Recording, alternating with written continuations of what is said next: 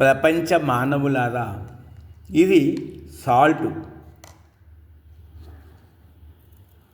దీంట్లో ఒక్క నలుసు కూడా, అంటే ఒక అణువు కూడా తల్లి గర్భంలో తేలేదు. ఒక్క ప్రపంచము లేదు. నాకు ఒక సాల్ట్ నలక ఉన్నదనే థాటు లేదు.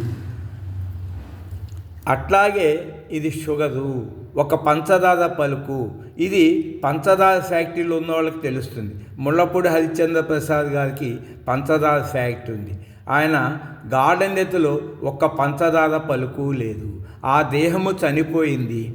ఒక్క పంచదార పలుకు కూడా శ్మశానానికి తీసుకొని పోలేదు.